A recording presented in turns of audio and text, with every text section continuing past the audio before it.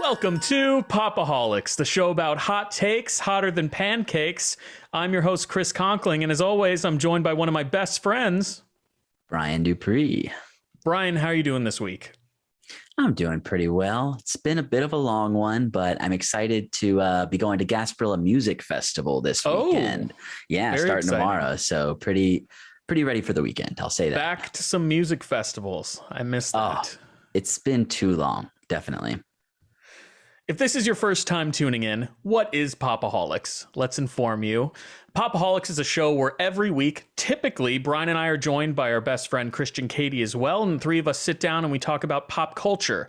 On Mondays, we bring you guys the latest in pop culture news as well as film news, and then on Wednesdays, typically, we will theme those episodes around something big in pop culture coming out. For instance, over on our YouTube channel, youtube.com/Pop-O-Holics, right now our Throwback Thursday episodes are centered around our 2019 Creepy Clown Month. In October of 2019, we watched a whole bunch of creepy clown movies. But as you may notice, it's just Brian and I right now. Christian Katie isn't here. So Brian and I have decided to slim down the whole formula a little bit. And every week we're just dropping one episode in which Brian and I talk about something new that's coming out. This week, what are we going to be talking about, Brian? This week, we are talking about the Tom Holland and Mark Wahlberg driven Uncharted. Super fun. You'll hear our opinions. You'll hear our opinions about Uncharted later on in the episode, but we're going to kick off this week's weekly upload the way we always do with Brian's Wacky News Corner. Welcome back, everyone. So when this movie first got announced, there were a couple, maybe one or two actors that have been cast in it. Christopher Nolan's latest, which has begun production this week, is called Oppenheimer and follows the acclaimed scientist who helped contribute to the building of the atomic bomb during World War II. Back then, we knew that Cillian Murphy, I mispronounced his name when I announced this. It felt Is it horrible. Cillian Murphy? I believe so, right? I always thought it was Cillian Murphy. Someone called me out after this. So I'm happy to be corrected. I believe it's Cillian. Okay. Listeners, let us know if I'm still wrong. Maybe neither of the pronunciations. But Cillian Murphy had been announced as the title, as playing Oppenheimer himself. And since then, we have a ridiculous cast that has been added. So the most recent additions are Alden Ehrenreich and David Krumholtz. Ehrenreich was maybe most famously starred in Solo, a Star Wars story. Kind of a controversial one that was caught up in a bit of production nightmare, but a movie that I actually quite enjoyed. And he was also a supporting role in Hail Caesar. And I think he's really, really great in that movie, a Coen Brothers movie that I don't know if it gets the love that it deserves, but I think that movie is really great. Krumholtz was one of the stars of the mystery series Numbers, as well as HBO series The Deuce, which I haven't seen either of those, but I know both of those are pretty popular shows when they were running. The other casts here, since we originally talked about it, we have Robert Downey Jr., Matt Damon, Emily Blunt, Florence Pugh, Rami Malek, Benny Safdie, Josh Hartnett, Dane DeHaan, Jack Quaid, Matthew Modine. A ridiculous cast that it's hard to believe that so many big name people are going to be in this. And most of them have got to be relatively minor roles with the amount of huge people doing this. You would think they'd have big roles, but maybe it'll be an ensemble movie in a way that I wasn't necessarily expecting when this news originally got announced. This is in production now. I got to imagine it's probably going to be coming at some point next year, which is relatively soon given Tenet coming a couple years ago at this point. But with COVID, these types of huge movies are not easy to make, especially with all of these people in the cast trying to get around all these scheduling nightmare. Exactly. So as I said, Cillian Murphy stars as the theoretical physicist who helped develop the atomic bomb during World War II, but later found his loyalty to the United States questioned by hawkish government officials. I'm always going to be here for a Nolan movie. We're very big fans of his on the podcast. I know you've had a bit of internal conflict with Christopher Nolan over how he rolled Tenet out, but are you back? Are you back on the train for Oppenheimer? I can't stay mad. I can't stay mad at you, Chris Nolan. Oh, Chris. Oh, you're so silly. Hello, Chris. Brian, this is an insane cast. And while I'm incredibly interested in seeing the film itself, I'm even more interested to learn what the production budget for this film is. Because Robert Downey Jr. alone is like a $50 million star. And then you're adding like Matt Damon into the mix and all these other people that are very, very expensive to hire for your film Academy projects. Award winner Rami Malek. Right.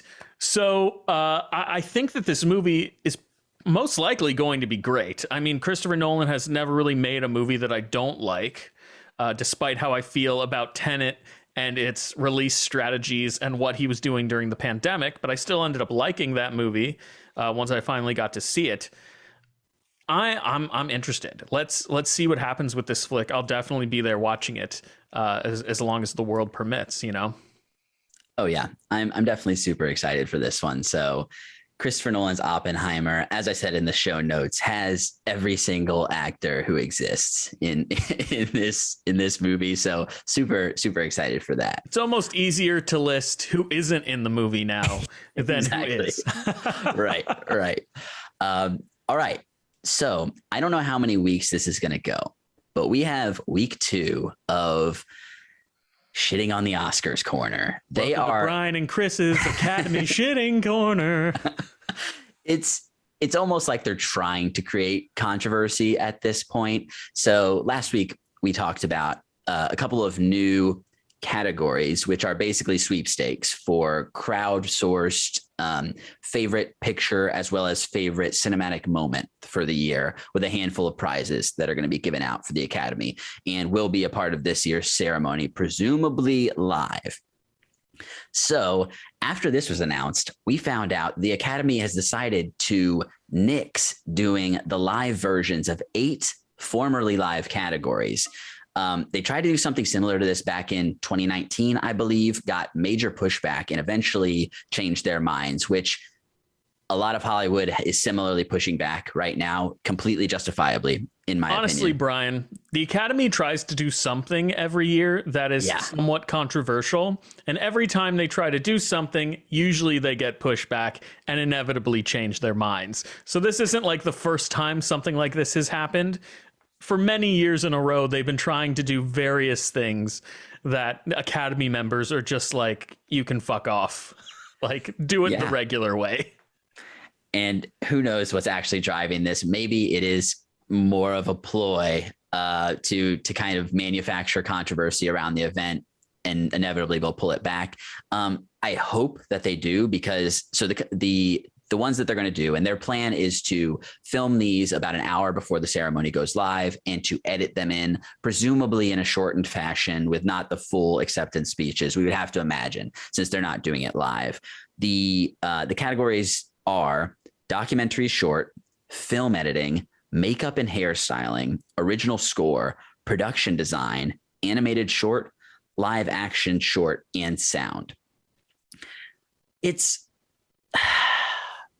I kind of was joking about how unnecessary crowdsourcing this type of thing was when we talked about it last week, and things like stunt people who have never been acknowledged in these sorts of events, and other, under the line roles.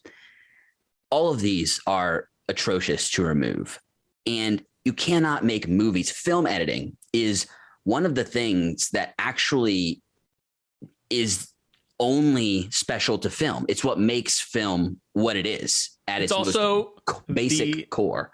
It's also the final pass that the creative team gets at sculpting their story. You wouldn't have a movie without it. Exactly. It's unbelievable. And things like makeup and hairstyling, the actors would look like shit without these people. They wouldn't actually be characters. They would just be the actors themselves. Original score, music to movies. Another podcast. Go ahead. No, I just want to say Star Wars would be crap. It wouldn't be the thing that it eventually became if it wasn't for John Williams' score of that movie. Literally, 100%. John Williams' score changed the tone of Star Wars and made it what it is today, the phenomenon that it is today. So 100%. unacceptable. And talking about shorts, so many people get their start doing shorts because, it's easier to get financing or you can self-finance. It's just a real slap into the face to the people that care most about this industry and are working their asses off, all the time to actually make movies. And maybe because they're not as much of celebrities, which is apparently what the Oscars think that people want.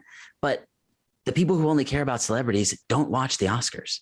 I think that's just kind of how it is. I mean, maybe they tuned in just to see Frances McDormand twerk last time, but I think most people who love film don't care about this kind of silly stuff. But let me pass it off to you, because I know we've said we shat on the Oscars last week, but it seems like they're going out of their way to just make themselves more and more irrelevant to people who actually care about this award ceremony historically. Yeah, I think this is incredibly disrespectful. I'll try not to get as heated as I did last week when we were talking about the Academy Awards. But Brian, you kind of hit the nail on the head here. They are trying to placate to general audiences. And you said that a lot of people that care about the Academy Awards don't necessarily care about like the celebrities, right? I mean, they do, right? It is very much a celebrity vehicle, but we do. But I think what the Academy is trying to do by filming these 8 categories, then editing them down and tossing them into the live show is to me, it would seem as though they're trying to shorten the runtime of the ceremony. However, it's still going to be over 3 hours long. Yeah, they're not shortening it, apparently. So what is the point? Why are you doing this? It doesn't make a whole lot of sense to me. And I know for the last, 5 to 10 years, the Academy has kind of been grasping at straws in terms of how they can capture this general audience that has been moving away from watching the programming. But I don't know. Last week we mentioned how out of touch that whole sweepstakes seemed. And this just continues to affirm that perspective. Continues to reaffirm that perspective. They don't know how to accomplish what they want to accomplish. And in turn, every move that they make to try and accomplish these goals of getting a wider viewing audience is just more and more disrespectful to those that the Academy is supposed to be honoring. The Academy Awards are supposed to be a celebration of the art form and everybody involved in it. It's not just supposed to be a ceremony that acknowledges high celebrities, higher up celebrities. Like, oh, wait, breaking news. They've actually changed their name to the Academy of Arts and Social Medias. So that actually makes more sense. There you go. That's perfect. Now it's online. We have nothing to complain about. The Academy Awards are forever destroyed. Moving on. Terrible jokes. So I will say, to the sweepstakes last week, I don't know where they're pulling this data from. Cinderella, bro. Cinderella is the Amazon Prime. Cinderella is the sleeper that just may take this award.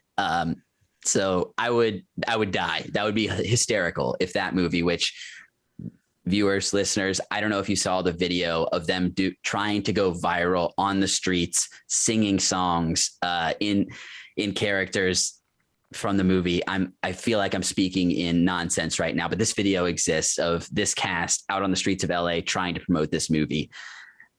Apparently this is what the people want, though. This is what they've asked for. And I didn't see that movie. Maybe it's great. Despite how angry I was last week about this whole process, that's hilarious. It is hilarious. They clearly did it for Spider-Man, or yes. Right? Last week we talked about how this was just supposed to be some type of gateway for them to acknowledge Spider-Man No Way Home, because they did not want to put it in the one of the 10 slots or the 10th slot of the best pictures, even as like a pity slot holder, just to be like, hey, look at how much money this movie has made and how it's keeping the exhibition industry afloat, which is like how people get to see all this art that we create. If it turns out that Cinderella is the winner of this whole sweepstakes, I still have a feeling they might still say Spider-Man No Way Home. That would be, they're just going to rig the numbers. I honestly kind of feel that way. So I am very interested to see how this all pans out, despite how ridiculous this whole thing is. Yeah, we'll see what actually ends up happening come the time of the Oscars, but we'll see what new pile of shit they step into next week, and we'll keep you guys in the loop about that. So that was Chris's and Brian's shitting on the Oscars corner. Moving into some stuff that's coming out this week.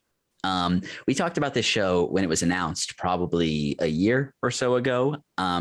We have Our Flag Means Death. This is coming to HBO Max this Thursday and follows Stede Bonnet, a pampered aristocrat who abandons his life of privilege to become a pirate in the early 18th century. I guess this is very loosely based off of a real person who existed and whose life followed this general trajectory.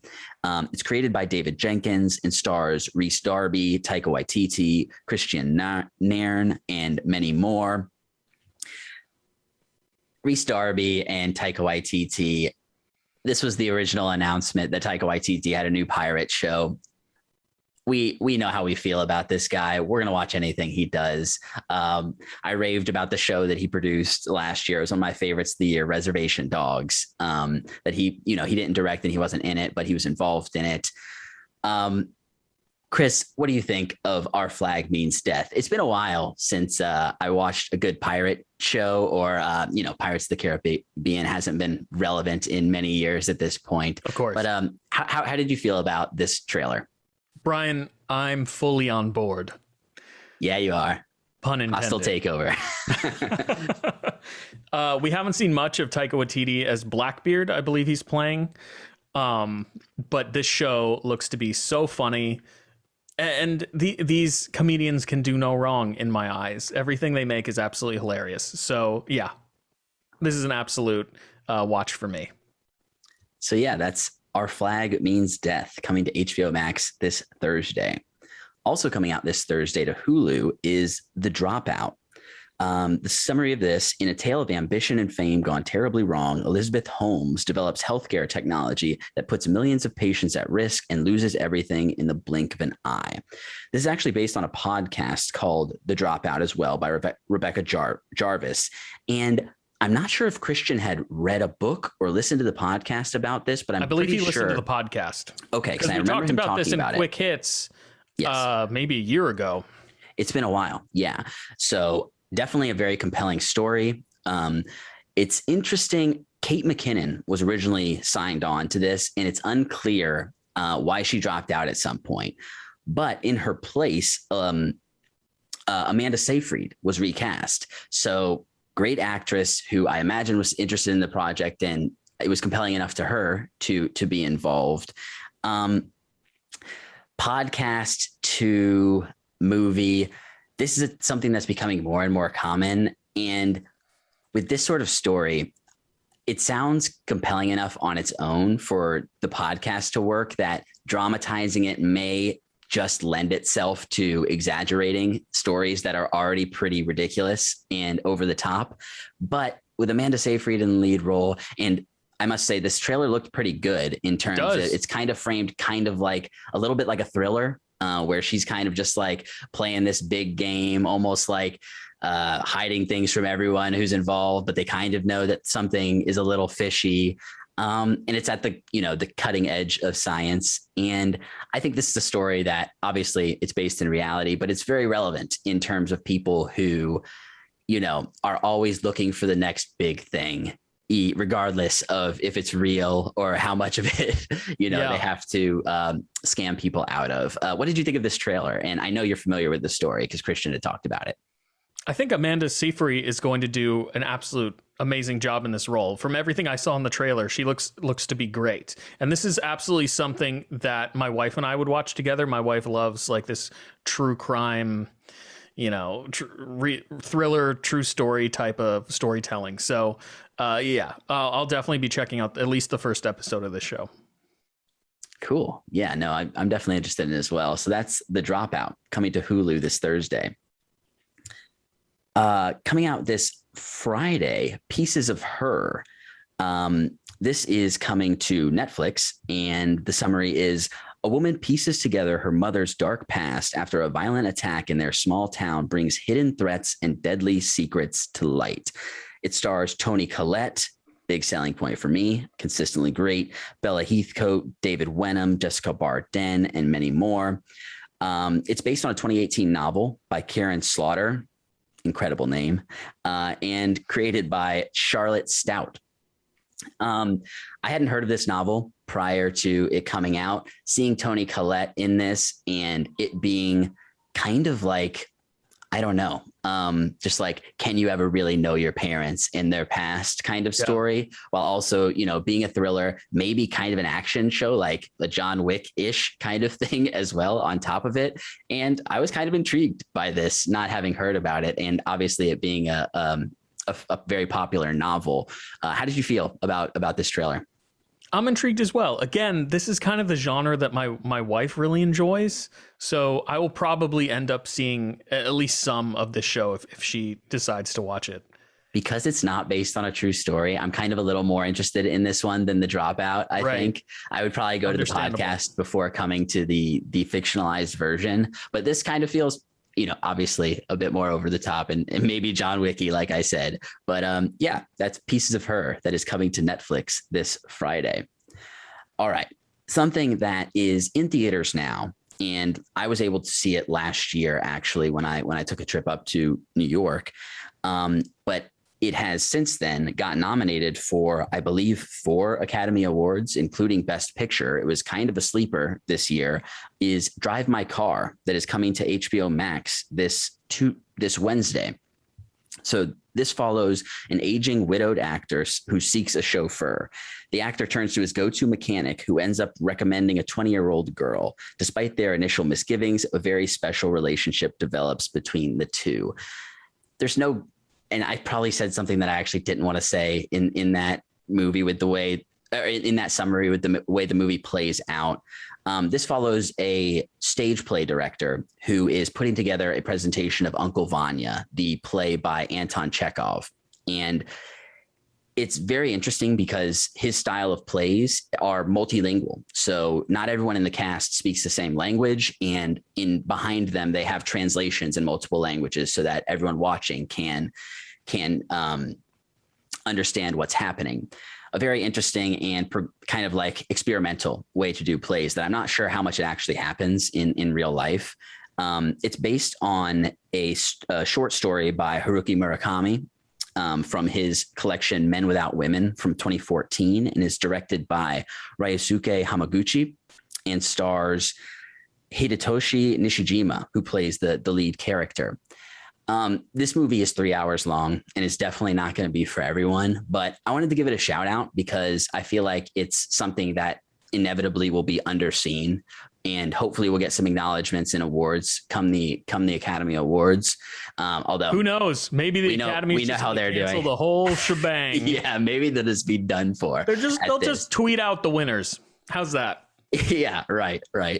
But this is the kind of story that it's very much a slow burn, very introspective and profound story about relationships, grief, acceptance, and moving on. And it kind of, you don't know the whole story until really throughout the whole thing, but it very much is about storytelling, plays, acting, and how all of this plays into your life. I came away thinking of something like Birdman, where the things that you perform and the plays that you do inevitably come back to reflect your life, or you see these things in your life. And yeah, this is just a really brilliant piece of work that I would love to show people, even though it is 3 hours and a bit of a hard sell. But did you watch the trailer for this, and how would you feel about seeing Drive My Car? I'm so happy that this movie's finally coming to streaming, because when you went to go see it in theaters, I wasn't going to theaters at that time. Right. So this is going to be a great opportunity for me to finally get to see it. I did want to see it when it initially had that limited run. It looks to be a very, very human story, and the 3 hour runtime doesn't really deter me whatsoever. So Oh, really? I will certainly. What be about our checking next this movie, out. Chris? Definitely not. Yeah. So I'll certainly be checking this out on HBO Max. Yeah, so that's Drive My Car. That'll be streaming on HBO Max this Wednesday, and it's also in some theaters right now as well. What's our next movie, Brian? Our next movie, which is way too long. What the hell? I'm not seeing this trash. This is something that loyal listeners and watchers will know that we've been hyped for a long time. Matt Reeves' The Batman, starring Robert Pattinson as Bruce Wayne / Batman, alongside Zoe Kravitz, Paul Dano, Jeffrey Wright, John Turturro, Peter Sarsgaard, Andy Serkis, and Colin Farrell. Talk about an all-star cast. I don't think we've said the whole cast before. Not quite as all-star as Oppenheimer, but still pretty all-star. It's close. Yeah, it's definitely up there. This is set in Batman's second year of fighting crime very early on. It sees Batman uncover corruption in Gotham City while pursuing the Riddler, played by Paul Dano, a serial killer who targets Gotham's elite. The discourse around this movie, I kind of get frustrated with how people talk about this, because it's always like, oh, we're finally getting the gritty Batman. It's like, we've gotten the gritty. The Nolan Batman? It never stopped since Nolan. It's all been gritty since then. But the aesthetic, the vibe of this movie, the actors and cast, Matt Reeves directing, I think all of the pieces are in place for this to be really great. Extended runtime, could be one of the first true live action detective Batmans, which is something that's really compelling to me. And seeing him early on, which is something we haven't got all that much of. Obviously, Batman Begins did it, but showing a very angry and vengeful Batman, and Robert Pattinson, I think someone who is kind of typically under accounted for in terms of his acting abilities. He's done so much incredible work, and people just associate him similarly with Kristen Stewart to the Twilight series. And it's like, there's only so much you can do with the writing in certain things, but both of them have gone on to do incredible work in the indie scene. And I'm really happy to see him get this breakout, and for general audiences to see what he can do given the right material. Chris, are you going to see the Batman? No, Brian, I don't think I will. We're boycotting the Batman. It's over. What are you talking about? We're covering the Batman next week on the show. Oh, is that? Yeah. Oh, you're right. Now, if you're watching this episode the day that it airs on our YouTube channel on the 27th, the review embargo is going to be up tomorrow morning. So we still haven't gotten the full-blown reviews of the film from film critics. However, the first impressions from the UK premiere have already come out, and people are saying that the movie is excellent. Some people are even saying to get prepared for Robert Pattinson to be your new favorite Batman, which that's big talk. That's big talk. It is. It's incredible praise. I told Brian and Christian when I was texting them about this that I'm incredibly hyped, and I really need to temper my expectations because I don't want to be disappointed with this movie. But I do have to say, Brian, I agree with everything that you just said about the film. I'm most excited. I don't agree with the fact that we're finally getting a gritty Batman, because you are absolutely correct. Batman has been gritty for the last 15 years since the first Nolan film. But I am excited to finally see Batman do a little detective work. We haven't really gotten a chance to see Bruce Wayne and Batman do a lot of detective work in the films, and he's supposed to be the world's greatest detective. So I'm incredibly excited to see what Matt Reeves does with this character. Batman's one of these great characters. You know, this might be hyperbole, but like I feel like Batman in, you know, hundreds of years is going to be like a Gilgamesh-esque fictional character. You know, like he's so malleable and so relatable to our human condition. Anybody can touch him and tell a ton of varying, diverse, and excellent stories with this particular character. So I really do enjoy getting to see what a whole bunch of different artists do with Batman. And I'm excited to see Matt Reeves' rendition. So I'm ready, if you can tell. I'll just say this. If Ben Affleck and Christian Bale and Michael Keaton don't show up, I'm boycotting everything Matt Reeves does from here There on aren't out. at least 4 Batmen Minimum 4 Batman. sharing or the else screen, then what's I'm the out. point? What is the point? So yeah, we'll be talking about this next week. But that's the Batman. That'll be out this Friday. And if you haven't gotten your tickets, get them now. It's probably sold out for the entire weekend, I got to imagine. But I'm super hyped about that as well. All right. Now the thing that we're both most excited about.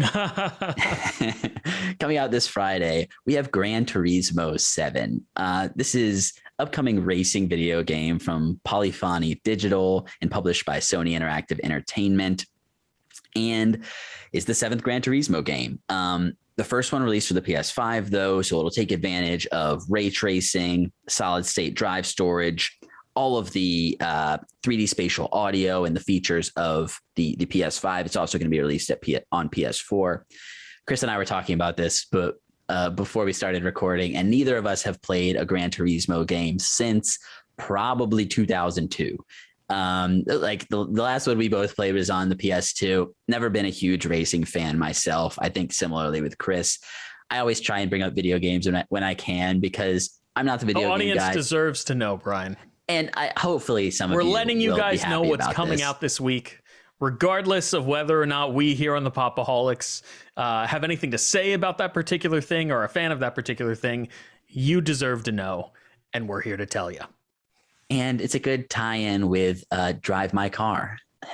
I'm so perfect. Sorry. Yeah. So that's Gran Turismo 7. So fans of this franchise, I'm sure already knew about this, but that'll be out on PS4 and PS5 this Friday. And that's it for the news.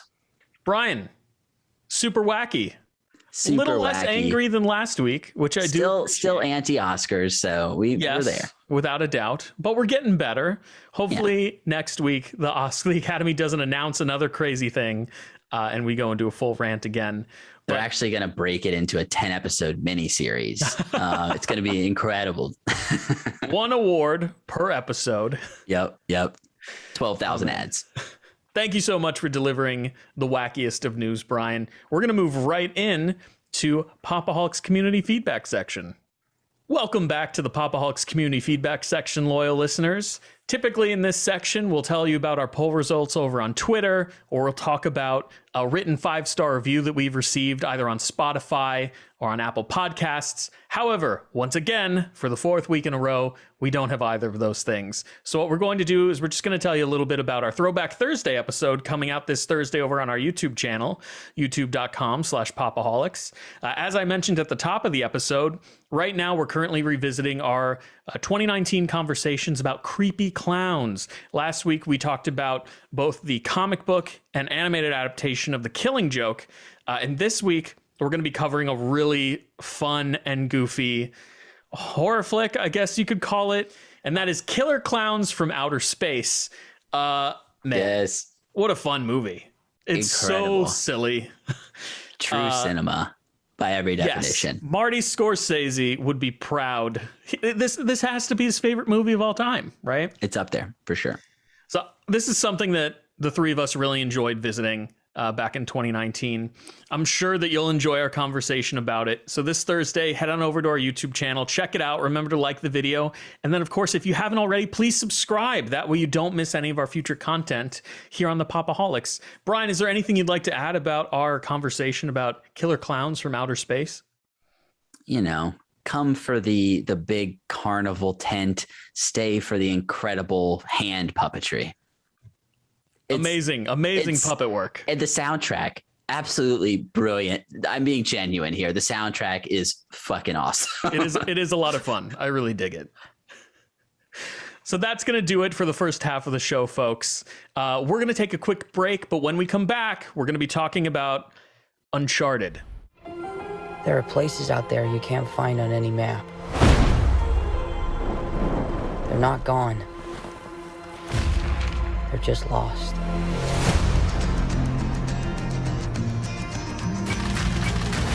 Hey, kid. A little young for a bartender, aren't you? A little old for prom, aren't you? Leaves are falling all around. Everything in here. Why the map? This path Ferdinand Magellan took to sail around the world. You know your history. It's the biggest treasure that's never been found. 5 billion, easy. That's time for me to go. I think you're here because of your brother. Well, you know my brother Sam? But now I smell the rain, and with it pain, and it's heading my way. If we find that gold, we find him too. Yes, I'll keep. That was from the trailer of Uncharted, the film we shall be reviewing in just a moment. Directed by Ruben Fleischer, written by Rafe Lee Judkins, Art Markham, and Matt Holloway. Ooh, 3 writers. That's never a good sign. Score by Ramin Djawadi, with a budget of $120 million. It has grossed, as of this recording, $146 million. Starring Tom Holland, Mark Wahlberg, Antonio Banderas, Sophia Ali, Tati Gabrielle, Rudy Panko, and many more. Brian, we're going to talk about Uncharted, but before we get into it, I really do want to hear your opinion on video game adaptations to film. As we know, they don't have the best track record, but I really do want to hear what your thoughts are. Do you have any favorites? Do they all just kind of stink? Well, how do you feel about video games making their way to the silver screen? So it's interesting. I am definitely probably the least gamer of the three of us, of the 3 co-hosts on this show. So I think I bring a little less baggage into some of these games because I have less expectations and therefore less high hopes. I kind of acknowledge that video game movies tend to not be as good as their source material. Something about video games is the interactivity, and having an incredible story is historically icing on the cake to some degree, but has become more and more kind of really what people are going to a lot of games for, are these in-depth and intricate stories that also have compelling gameplay. So because I bring a little less baggage, I think my bar for it being acceptable is kind of lower. And I consistently see a lot of these movies. I think Werewolves Within from last year is something that I don't know if it was seen by a lot of people, but I think is a genuinely great movie that is based off a game that I never played. But really incredible. I think it's on VOD now, maybe streaming elsewhere as well. Nice little like horror comedy, bit of a mystery whodunit sort of thing. That's honestly one of the best ones I've probably ever seen. And because I had no idea about the video game, and it's a very loose adaptation, I'm not sure the video game has much actual story. I think that's probably when these things are at their best. You just took it for what it was. Yeah. Free reign. Exactly. I will say Resident Evil Welcome to Raccoon City. This is loosely kind of loosely based off the first 2 games and has a lot of kind of fan service-y sort of stuff, but not to the sometimes cringe-worthy levels, at least for me, as something like Ghostbusters Afterlife, where it feels like it's just there solely to be a reference. We have characters saying their full names, and it's like, I don't know these characters' names. This doesn't mean anything to me, but it was a fun little horror movie with some solid gore and, a nice reboot of what these stories are. And going back to the original 2002 version with Mia Jovovich. I mean, I loved that movie growing up, and I saw at least the second or third one as well. I fell off at some point. But I think the Resident Evil films are kind of similar to what Uncharted is doing here, which is they're kind of only using the name for name recognition's sake. They're pulling the name so people come see the film, but in reality, they have very little to do with the source material. Now, I don't think Uncharted one more so than Welcome to Raccoon City, because that one's very much pulling from the actual plot lines, I think. Right. And Uncharted isn't as Uncharted is still very much akin to like what the video games are trying to do as well, and we'll get into that. But you could say it's like a face that you recognize, but it's missing a mustache. Exactly. Where'd that mustache go? Where the hell is that goddamn Give mustache? Me that mustache. But yeah, I mean, 0 stars. 0 stars, no stash. I think lately, video game movies have kind of been some of the rare hits. I mean, things like Detective Pikachu, I quite enjoyed. Sonic is a very middle of the road movie, but was a big success and has a sequel that I'm excited to see. Jim Carrey back in comedic role is just kind of a huge selling point for me to begin with. And then things that are a little closer to Uncharted, something like the Tomb Raider movies. I enjoyed the most recent kind of reboot. It didn't hit the same highs as the Angelina Jolie ones from back in the day. I watched those when I was a kid, and I'm not sure I would feel the same way coming back to them. But I fairly consistently see these movies. I saw the Assassin's Creed movie, which was very much okay, not incredible. I hadn't played the games though. So again, I was able to kind of enjoy it just on a basic, not being familiar with the storyline level. But yeah, I'm always down for adaptations of media, even though often it's the case where you can't get the same enjoyments out of them, even if they have different sort of enjoyments. They don't always transfer over equally well. Brian, you're so down with adaptations, in fact, that you have a whole podcast based around media adaptation. Why don't you talk a little bit about that really quick? I do. Shameless plug. Me and my good friend Peter do the Adaptations podcast. We had a little bit of a month-long hiatus because of recording issues and me being busy and taking forever to edit. But yeah, our latest episode, we kind of did a double decker and covered the play, what was originally a concept album called Hades Town, eventually was fully developed into a play that won some Tonys, as well as an award-winning webtoon comic called Lore Olympus. And both of these are kind of different takes on some of the Greek mythology. And yeah, I appreciate the plug there, Chris. Go ahead and check out that Adaptations podcast. I got to say, it doesn't sound as good nearly as this podcast does, but we're trying over there. I have to say, I might be a little biased, but I think the show is fantastic. You should absolutely go check it out, loyal listeners. Anyway, we're not here to plug Brian's personal projects. I think Brian and I are on pretty much the same page when it comes to video game adaptations.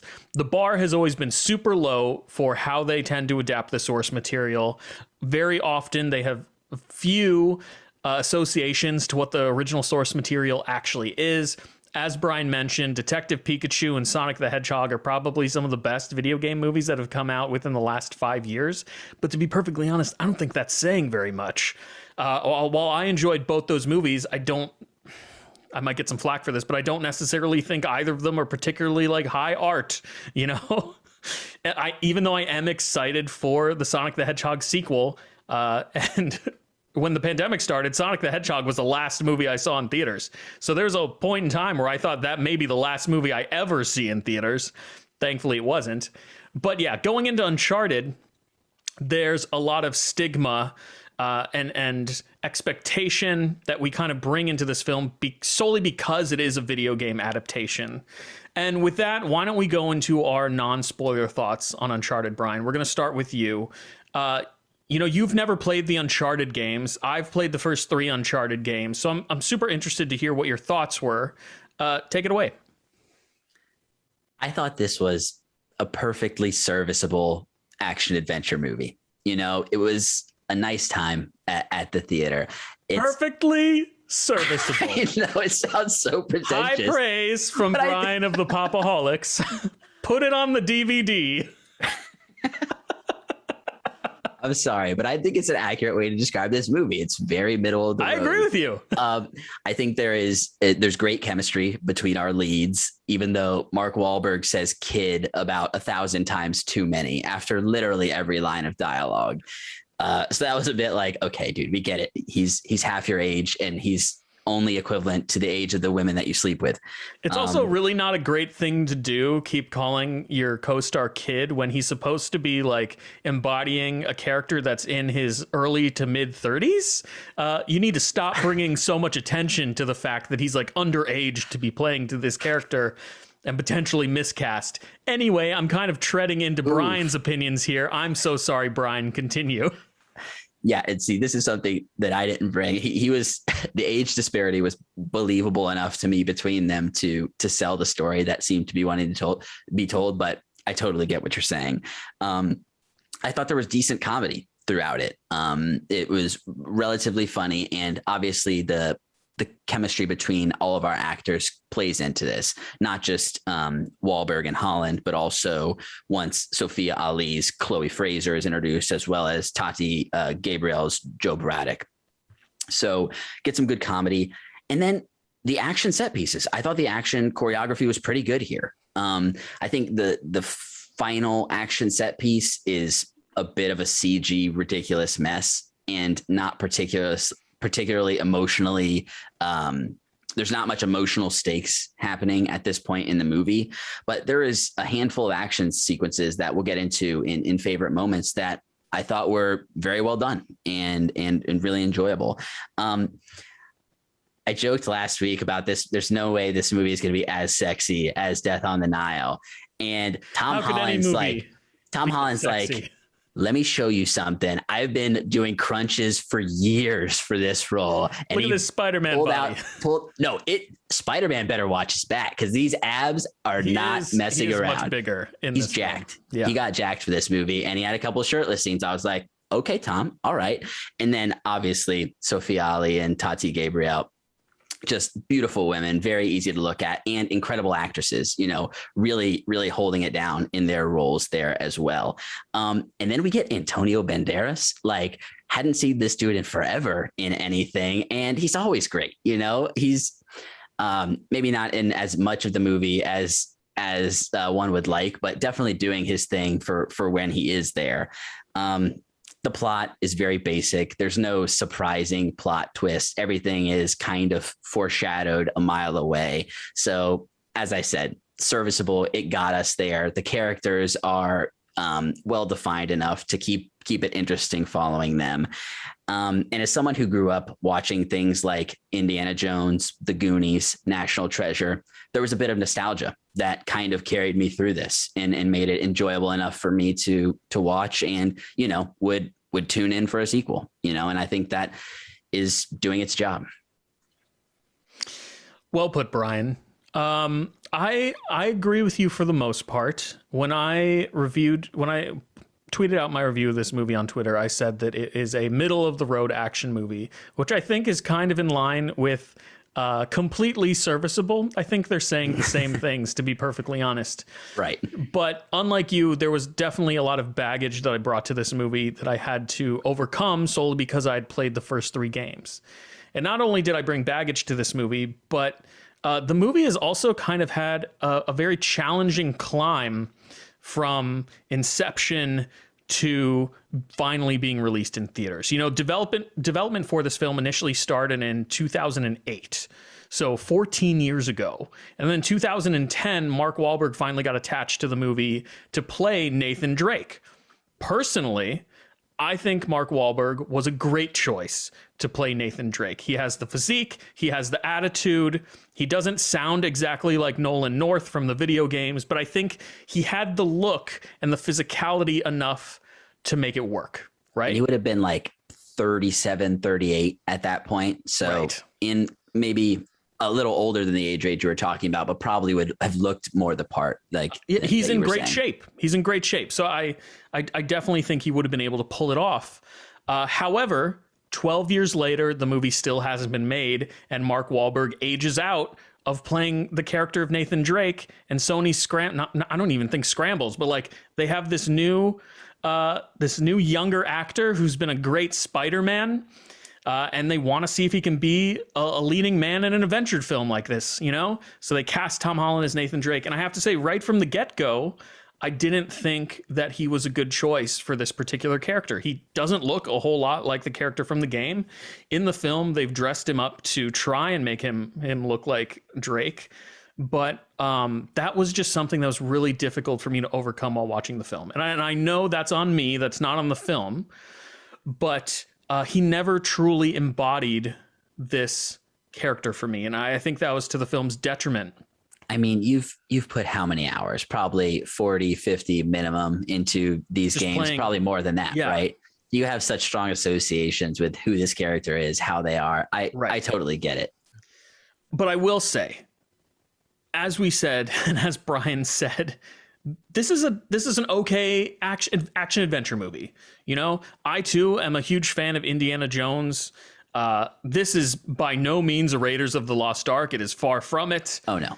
There are so many issues when it comes to like the problem solving and puzzles of this film. The characters just seemingly end up where they need to be without any rhyme or reason. They're like, I'm kind of digging into spoilers here. I should probably, we'll talk about that in spoilers.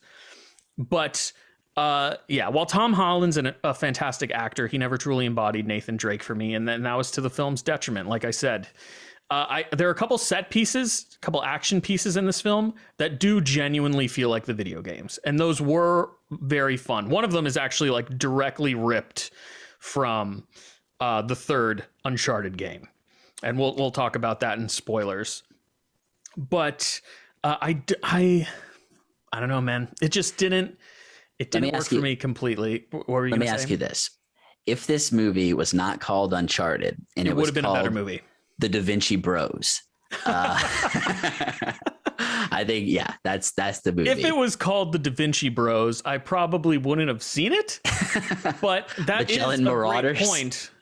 That is a great point and something that I wanted to talk about. A couple of weeks ago, we talked about the Book of Boba Fett and how identity and titling a project plays a huge role in what you're promising to the audience. And the Book of Boba Fett's problem was that it had Boba Fett as a titular character, and yet he disappeared midway through the show. Uncharted's problem is that by calling this project Uncharted, there are elements that your audience, who especially fans of the franchise, the video game franchise, are bringing with them to the table when they walk into that theater. And had you just made an adventure film, I actually think this would have been a great movie. If they had just started a original adventure franchise or planned on starting an original adventure franchise, I think at least with Uncharted fans, it would have gone over much better. Unfortunately, I don't think this movie makes the money that it's made because it's doing pretty well. It is doing very well. And I definitely think it's going to get a sequel greenlit.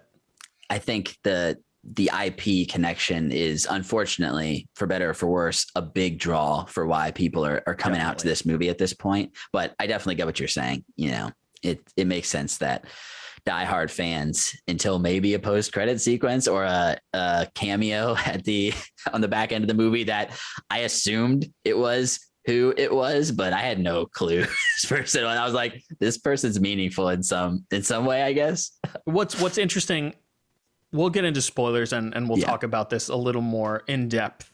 But I think those are pretty much our non-spoiler opinions of the film. A satisfactory adventure film. Maybe would have been better if it wasn't titled Uncharted, but Brian, you're absolutely right that the name association is a draw and what gets people into the theaters. Is there anything else you want to point out before we move into spoilers? I can't give this a huge recommend. You know, I think if you're looking for a family movie night film, this movie is going to not upset anyone. It's going to get some solid performances, some decent action set pieces, and in the Sonic tradition, have the obligatory Papa John's advertisement in the middle of it. That is like, it is what it is, but it's like, this is how these movies get made, apparently. It's like as bad. Did you see the Power Rangers movie? The one that came out like 10 years ago? No, yeah, I haven't. There's a point in time where like a Krispy Kreme plays a crucial role in what's transpiring in the plot. It's got to, of course. And I just can't stand it. Different type of plot hole. Right. Oh boy. Jesus. I'm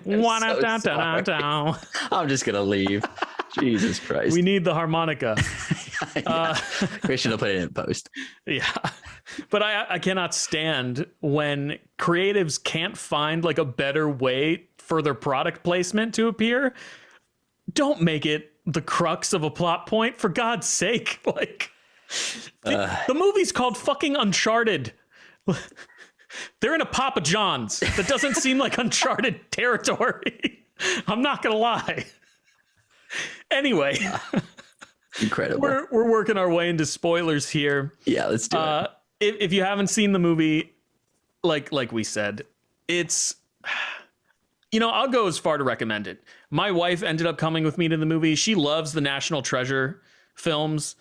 And they're in the same vein as this movie. She knew nothing about the video games, hasn't played a second of any of them, and she had a really fun time watching this movie. So I think we're correct in saying that this is a serviceable action adventure movie. If you know nothing about these characters, you're gonna have a good time. But bring baggage into it. If you've played the games, you might not enjoy it as much. Anyway, it just doesn't put the writing effort into even something like National Treasure, where you have genuinely interesting, even though they're silly, there's genuinely interesting developments. The clues that are unraveling are interesting, and you can see how they're impacting the journey that these characters are going on. Right. In this movie, things just kind of happen. It almost seems like luck, to be perfectly honest. Less puzzle solving and more luck in a lot of instances. But let's get into spoilers, Brian. We're going to talk about some of the things that we enjoyed about the movie, as well as going a little more in depth about the things that we thought weren't as great. Brian, I'm going to kick it off to you again. Why don't you start us off? What are some things that you liked about the movie? Let's start there. I don't have all that many explicit negatives, I think conceptually, and maybe I could have said this in non-spoilers, but I'm just always conceptually interested in this idea of modern society having built on top of the far past, and how all this pseudo ancient stuff is still with us in some capacity, sometimes in the fucking Papa John's. Papa knows he's very concerned with ley lines and historical points, I guess. The Papa John's franchisee clearly knows that there's something in his restaurant, because he has put an incredibly strong piece of glass to protect it. Absurd, completely absurd. Should have been a museum, but instead it was a Papa John's. I have to say though, when Mark Wahlberg picks up Tati Gabrielle and throws her against the glass to break the glass, it was a great moment. It's one of my favorite action set pieces. I thought that fight was genuinely grounded and sometimes difficult to watch. They're beating the shit out of each other. Oh yeah, definitely. And there's also the really solid tension that's being built with the drowning happening. There's the heaven and hell stuff. I think it's probably the tensest, most emotionally provocative moment in the movie, actually. And I would agree. Sophia Ali's character nearly drowns as well. And half of it takes place in a Papa John's. I know, it's just preposterous. But yeah, so I actually really did like that moment, even though I was kind of rolling my eyes about the Papa John's. The bar fight scene, where they go through this kind of back alley thing. They go from the ancient church through. There's the funny nun stuff that he's being made fun of about, and they just end up in this raging club, and comes back to his history as a bartender, that he apparently went undercover as a bartender for this. Just so stupid. For less than 5 minutes of footage. And I mean, I kind of actually liked, and this just gets into kind of how the writing is not incredible in this movie, but this idea of him being kind of a petty thief and it turning into a bit of a heist movie. It really isn't only that one scene, but if it was more like an Ocean's 11 style heist thing, I think this probably would have been a much better movie for me as well, actually. But then it wouldn't be the Uncharted franchise, Brian. I know, exactly, for sure. But yeah, that bar fight scene, again, I think that was a really solid fight scene. All right.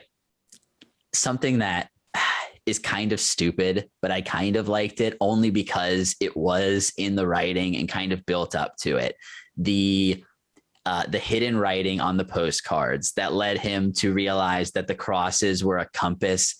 The fact that he goes straight to it, and it could have been anywhere else on the goddamn map. It made no sense, but I appreciated that they did a little bit of legwork in the writing to get there, and he puts the fake out coordinates to throw off Chloe as well. So it was a bit of a character growth moment, as little as there is in this sort of movie. So I did like that. And again, it's never on even the level of a National Treasure and oh wow, he really solved this thing, but it's fine, Let me say this, and I'm sorry that I'm building a negative off of your positive. No, I mean, it's kind of a dumb moment. It's undeniable. So in these movies, Indiana Jones, National Treasure, our leading men and our main characters are supposed to be intelligent. and both Nicolas Cage and Harrison Ford prove that while sometimes they're both kind of bumbling, they're also very well read and intelligent men. While the movie's trying to show me that Tom Holland is a well-read, intelligent person, I never quite believe it. And I don't know why that is. It's probably because, like I said, it doesn't feel earned. None of the moments where they've solved a new chunk of the puzzle, leading them closer to the treasure, feels like it's earned over the course of the entire movie, like it is in those other two film franchises. Sorry, Brian. I think it's like you think about something like Raiders, where we get the brilliant burning of half of the puzzle onto our protagonist's or our antagonist's hand, right? And how all of this comes back later for the puzzles being solved. And there's just nothing nearly even close to something like that in this movie. So you're totally spot on there. I think I kind of mentioned it earlier, but it's implied in a pseudo negative that was just kind of like, really? Mark Wahlberg's implied to, I guess, have had relationships with both of these young women. I don't know. Did you read it that way? And it's like, this is a 50-year-old man, and these are women in their like early to mid 20s, and it's presumed that it was like in the past that they had these relationships. And I'm like, he's at the very least, I think it's at the very least implied that he's had relationships with Tati Gabrielle's character, with Braddock. Yeah, exactly. I don't know. She's like half his age, and it's just like, feels like, really? I mean, he's not an unattractive man. He's built and stuff, but it just felt like, who is this character? Like, we're supposed to like this guy, I guess, and he's fine. I think, the way in which they're depicting Sully in the film, like, and it's the same for the video games. Both Nathan Drake and Sully have this like very playful relationship in which they could double cross each other at any point in time, Sully especially. Yeah. But they're really leaning into that, it feels like, in the film with Mark Wahlberg's version of Sully, where he is at times kind of an unlikable person. But that's the arc, I guess. we need to feel that way. So at the very end, where he ditches the gold to save Nathan, it's earned in some way, I suppose. Feels like he could have just kicked that dude in the face too. It's like, I get that this is the only arc he gets, is abandoning some of his gold. He's also so close to the door of the helicopter. I don't know why he couldn't swing the backpack up and then grab Nate. Pull it back. I guess he did like throw the bag to knock Braddock off the whatever. I know it's weak, but yeah, ultimately I was just kind of like, okay, fine. This is unfortunately just a classic Hollywood trope of like guys dating women who are half their age. So yeah, it is what it is. It's an unfortunate thing, but those were kind of the main takeaways / pseudo issues that I had with the movie. It's the kind of movie that is so middle of the road that it didn't, piss me off to such a degree because it's like just so ridiculously bad, Right, of course. Yeah, I feel you. Did I steal all your moments? I don't know. No, not at all. Any good moments. Okay. I do actually like a couple of moments in this movie, and surprisingly, they're all moments that resonate with what kind of the Uncharted franchise is supposed to represent, and they're the two action set pieces. One of which Sony is exceptionally proud of, because they kind of start the movie en media res for seemingly no purpose whatsoever. There's no reason for us to start the movie off with Nate kind of hanging out of this plane on all this cargo. Thank you. I was searching for the word there. Other than to be like, hey, look where we're going to end up. Like, this is an event. This is Uncharted. Like, look at this. This is the scene that's directly from the third video game. We filmed it for you. Like, you're seeing an Uncharted film. There's no reason for that. I kind of appreciate it because it was in the trailer. I figured it would be kind of like a reveal later on. So the fact they started there and tried to do like almost like a Tarantino-esque, we're going to come back to this and shoot it from a different direction. Yeah. They were trying to do something at least. It's the sort of thing where if someone falls out of a plane and we're going to expect that they make it, my disbelief is is kind of right on my sleeve at that point. They they would have died. Let's just be real. Even if they pulled the parachute on that thing, those people are dying from that impact probably. Definitely. But I did appreciate that this major set piece, it's like, okay, it's not really a surprise that we're coming there within the context of the movie. So I was okay with them starting there, despite that, I really do enjoy that scene when we get back to it. Well, yeah. I guess we see really the whole thing at the beginning of the film. And then, like you said, we see it from a different perspective once we get back to it in the second act of the movie. But that, and then the final action set piece where they have to lift both of these ships out of this valley with these helicopters, and they're chasing each other, and the ships are kind of swinging around. It's almost as if they are actually in the ocean, kind of doing battle with one another.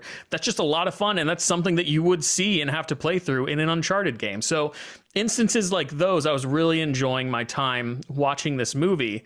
It's just every time it really focused on Tom Holland, and we go back to his version of Nathan Drake, that's when I gradually start to get pulled out of the film again, which is a shame. He's the leading man. We're supposed to enjoy him as this character, but the cannonball moment was good. I love a good cannonball shot. and they built up the lighter. That's a fun gag that comes back multiple times over the course of the movie. So there are some things that I did really like about this film, but overall, and I understand what Sony's doing. They want to set up an Uncharted film franchise. Tom Holland's only 25 years old. Nathan Drake in the first game is, like I said, in his early 30s to mid 30s. Tom Holland needs to age a little bit before he becomes like the Nathan Drake that we know from the video games. So of course they had to take a step back, cast a little younger, so we can get, 3, 4, 5 of these Uncharted movies.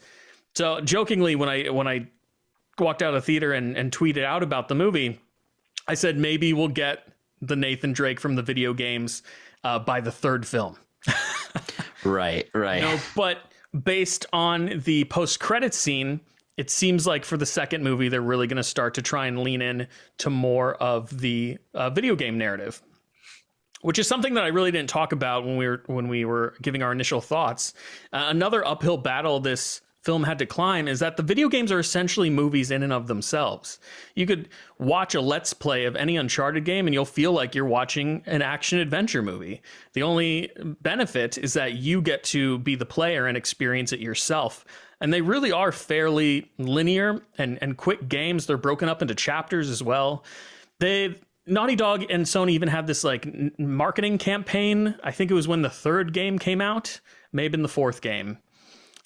Where it was a guy playing the game and his girlfriend was convinced that she was watching a movie when she was watching him playing. So like Sony knows what this franchise is.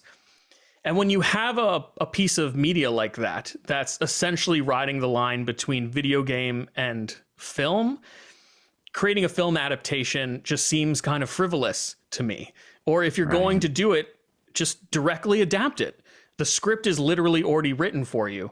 And that's kind of where, I mentioned Sony casting younger, wanting to make a film franchise. That's kind of where it starts to show why they didn't adapt the story for the first game, because they needed to create kind of like a prequel almost to get their chosen leading man to where he needs to be age-wise to be suitable. But I don't know. I'm ranting a lot about this movie. It's really not as bad as I'm making it out to be. So I do apologize. All of these points are fair. But what I'm hearing is that you're definitely going to be tuning in for Uncharted 2, Search for the Stash. I'll watch the second one. I will watch the second one. So Sony won. I will too, probably. They got me. I want to comment on the age casting. Tom Holland, perpetual baby face. For real. He just got cast in an Apple TV Plus drama with Emmy Rossum, who is 35 years old. He is 10 years older. 10 years older, playing his mother. Makes no sense. Unbelievable casting that they're doing with Tom Holland. I get that he looks young, but it's like, how long is this man going to play? Like 10 years like Brian, younger than he's supposed to be. in a couple of interviews that Tom Holland's had while on the circuit for Spider-Man No Way Home, he's talked about how he kind of wants to take a break from acting for a little while. And I can't help but wonder if one of the reasons he wants to take a little break from acting, Draws on some wrinkles. he wants to get a little bit of age on his face. So when he comes back to the acting scene, he can be cast as more age appropriate characters than the child of a co-star that's only 10 years his senior. Right. Someone who is older than anyone Mark Wahlberg's character would date. At this point. He wouldn't touch her. That's so gross. Oh my God. But yeah, I thought that was funny. Would just bring that up this has been some discourse that's happened, but I'm sure the show will be fine. But this movie, it is what it is. It's not by any stretch the best video game adaptation, but in terms of trying to create longevity for a series, I definitely understand why they started where they did. And how did you feel about the post-credits sequences? Sam is alive, I guess, is the implication that we get. That was the one that I saw. I did not wait through the credits to watch the final scene because, frankly, I'm kind of done with every movie trying to be like Marvel in this regard. And Marvel has kind of trained Hollywood and trained people. Look, I guess I should say, any excuse to sit through credits after I gave the Oscars shit about not doing things. I'm like, I never sit through these. It's a good way. Credits. They've kind of, in a lot of cases, have trained us in this Pavlovian way now to sit through credits, which is a positive thing overall for the industry. That is a good thing. Because all these people deserve to get their names seen. They work so hard on the projects. Right. But how are we supposed to know? I guess I just have to look up before every movie I see. Usually you can find it online. You can look up whether or not, and it doesn't spoil. It's just like a yes or no type of thing. Okay. How do I feel about the post-credits scene? Yeah, I saw them coming a mile away. I was, as someone who enjoys the video game and the entire time, literally right before we saw the post-credits scene, I turned to my wife and was like, Mark Wahlberg doesn't have a fucking mustache in this movie. Sully in the video games has like salt and pepper hair and a mustache. Like, they couldn't have at least given him the mustache to make him more, accurate to the character design of the character in the video games.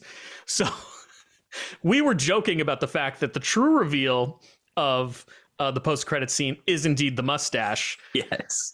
Nothing else. But I can't help that I was a little giddy walking out of the theater. I was like, well, at least they did that, for God's sake. And that seems so completely ridiculous considering everything else in this film that I cared about a mustache. But yeah, you didn't actually get to see the post-credits scene.